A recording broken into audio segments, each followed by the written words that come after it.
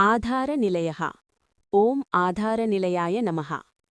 ఆధారనిలయః అనే నామం సమస్త లోకాలకు, సమస్త సృష్టికి ఆధారమైనవాడు, అన్ని స్థితులలో స్థిరంగా ఉండేవాడు అనే భావాన్ని సూచిస్తుంది.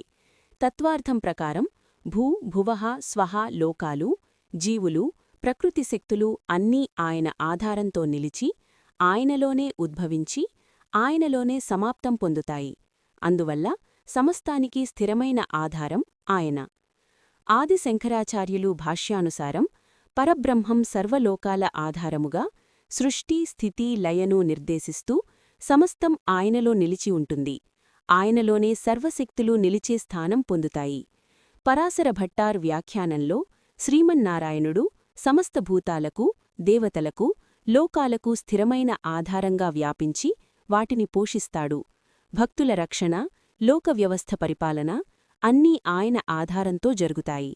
అందువల్ల సమస్త సృష్టికి నిత్యమైన స్థిరాధారమైన పరమేశ్వరుడిని ఆధారనిలయః అని స్తుతిస్తారు. అధాతా ఓం అధాత్రే నమః. అధాత అనే నామం విష్ణువు స్వరూపాన్ని సూచిస్తూ ఎవరికీ ఆధీనుడు కాకుండా స్వతంత్రంగా సర్వాన్నీ నియంత్రించువాడని తత్వార్థాన్ని తెలియజేస్తుంది. ఆదిశంకరాచార్యుల భాష్యం ప్రకారం ధాత అంటే స్థాపకుడు, పోషకుడు. అధాత అంటే అతనికంటే పైగా ఇంకెవ్వరూ లేరు, ఎవరిచేత నియమింపబడని పరమాత్మ. అతనే స్వయంభూ, సర్వకారణ కారణం. పరాశర భట్టారుల వ్యాఖ్యానంలో భగవంతుడు ఇతర దేవతల వలె కర్మాధీనుడు కాదు, తన సంకల్పమాత్రంతో సృష్టి, స్థితి, లయలను నిర్వహించేవాడు. భక్తులకు ఫలమిచ్చేటప్పుడు కూడా ఆయనకు ఎలాంటి బాహ్య నియంత్రణ ఉండదు. కరుణాస్వరూపుడిగా స్వేచ్ఛగా అనుగ్రహిస్తాడు. ఈ నామం ద్వారా పరమేశ్వరుని స్వాతంత్ర్యం, పరిపూర్ణాధికారం మరియు అతని అసమానమైన పరాత్పరత్వం స్పష్టమవుతుంది. పుష్పహాసః ఓం పుష్పహాసాయ నమః. పుష్పహాసః అనే నామం భగవంతుని సౌమ్యతను, మాధుర్యాన్ని సూచిస్తుంది. పుష్పంలా సుందరంగా వికసించిన హాసం కలవాడని తత్వార్థం. ఆది శంకరాచార్యుల భాష్యం ప్రకారం ఆయన ముఖచంద్రంలో వికసించే స్మితం పుష్పవికాసంలా నిష్కలంకంగా, సౌందర్యపూర్ణంగా ఉండి భక్తుల మనస్సులను ఆకర్షిస్తుంది. ఆ హాసం కేవలం రూపసౌందర్యమే కాదు, అంతరానంద స్వరూపం కూడా. పరాశర భట్టారుల వ్యాఖ్యానంలో భగవంతుడు తన అనుగ్రహ దృష్టితో భక్తులపై ప్రసన్నంగా చిరునవ్వు విసురుతూ వారి దుఃఖాలను తొలగిస్తాడు. ఆ హాసం పుష్పంలా సుగంధమై శాంతిని ప్రసాదిస్తుంది. ఈ నామం ద్వారా పరమాత్మ యొక్క కరుణ, మాధుర్యం మరియు భక్తులకు ఆనందాన్ని పంచే దివ్య సౌమ్య స్వభావం స్పష్టమవుతుంది. ప్రజాగరః ఓం ప్రజాగరాయ నమః. ప్రజాగరః అనే నామం నిద్రలేనివాడై ఎల్లప్పుడూ జాగరూకుడిగా ఉన్న పరమాత్మను సూచిస్తుంది. సర్వజీవులపై నిరంతరం దృష్టి ఉంచి రక్షించువాడని తత్వార్థం. ఆది శంకరాచార్యుల భాష్యం ప్రకారం భగవంతుడు మాయానిద్రకు లోనుకాని చైతన్యస్వరూపి. జగత్తు నిద్రలో ఉన్నట్టుగా కనిపించినప్పటికీ ఆయన సదా సాక్షిగా జాగరూకుడిగా ఉంటాడు. పరాశర భట్టారుల వ్యాఖ్యానంలో భగవంతుడు భక్తుల రక్షణలో ఎప్పుడూ అలసట లేకుండా కాపాడువాడు. ఆయనకు విశ్రాంతి, నిద్ర అనే అవస్థలు లేవు. కాబట్టి భక్తుల క్షేమం నిరంతరం ఆయన దృష్టిలో ఉంటుంది. ఈ నామం ద్వారా పరమేశ్వరుని అప్రమత్తత, సర్వాంతర్యామిత్వం మరియు భక్త పరిరక్షణలో ఆయన అచంచల కృప స్పష్టమవుతుంది. ఊర్ధ్వగః ఓం ఊర్ధ్వగాయ నమః. ఊర్ధ్వగః అనే నామం పైకి ఎత్తి నిలిపేవాడు లేదా సర్వోన్నత స్థితిలో ఉన్న పరమాత్మను సూచిస్తుంది. భక్తులను సంసార బంధనాల నుంచి పైకి లేవదీసి మోక్ష మార్గానికి నడిపించేవాడని తత్వార్థం. ఆది శంకరాచార్యుల భాష్యం ప్రకారం భగవంతుడు సర్వలోకాల కంటే ఎత్తైన పరమపదంలో విరాజిల్లుతూ తన స్వరూపం ద్వారా ఇతరులందరినీ మించి ఉన్నాడు. ఆయన చైతన్యం సమస్తాన్ని అధిగమించి ఉన్నది. పరాశర భట్టారుల వ్యాఖ్యానంలో భగవంతుడు తన అనుగ్రహంతో భక్తులను ఆధ్యాత్మికంగా ఉన్నత స్థితికి చేర్చి పాపబంధాలను తొలగించి పరమపద ప్రాప్తి కలిగిస్తాడు. ఈ నామం ద్వారా పరమేశ్వరుని పరాత్పరత్వం, ఉద్ధారణ శక్తి మరియు భక్తులను ఉన్నతమైన ఆధ్యాత్మిక గమ్యానికి తీసుకెళ్లే దివ్యకృప స్పష్టమవుతుంది. సత్పాథాచారః. ఓం సత్పాథాచారాయ నమః. సత్పాథాచారః అనే నామం సద్గమ్యమైన మార్గంలో నడుచువాడు, అలాగే భక్తులను ధర్మమార్గంలో నడిపించువాడని తత్వార్థం.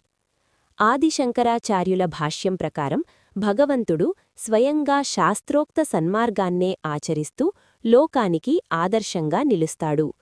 ఆయన చరిత్రే ధర్మానికి ప్రమాణం.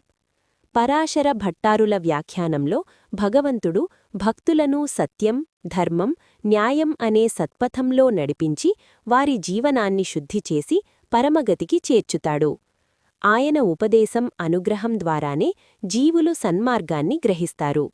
ఈ నామం ద్వారా పరమాత్మ యొక్క ధర్మస్వరూపం, మార్గదర్శకత్వం మరియు భక్తులను సత్యమార్గంలో స్థిరపరిచే కృపాశక్తి స్పష్టమవుతుంది.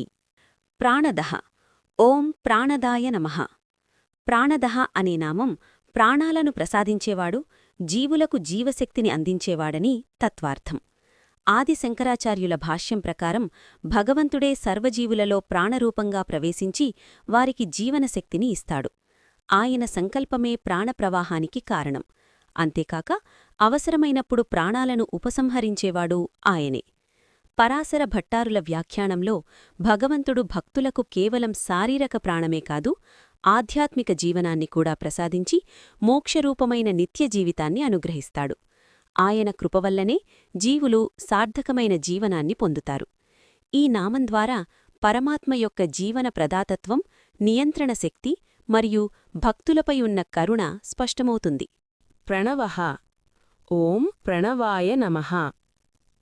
ప్రణవః అనే నామం ఓంకారస్వరూపుడైన పరమాత్మను సూచిస్తుంది.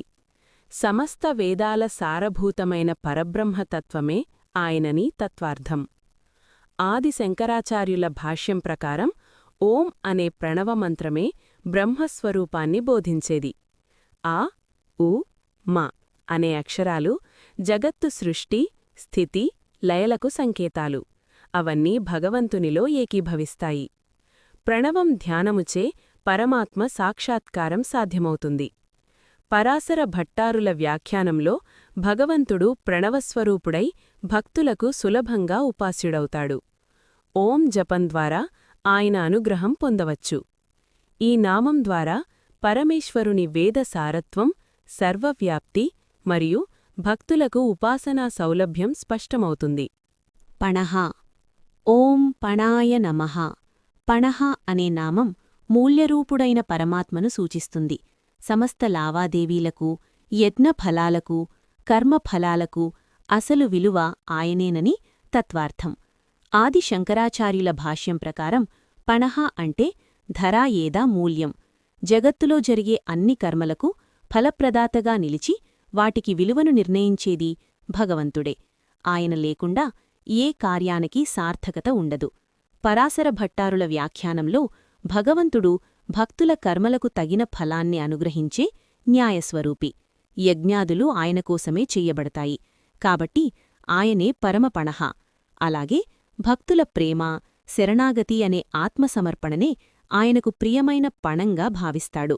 ఈ నామం ద్వారా పరమాత్మ యొక్క ఫలప్రదాతత్వం, న్యాయ పరిపాలన మరియు భక్తి యొక్క పరమమూల్యం స్పష్టమవుతుంది.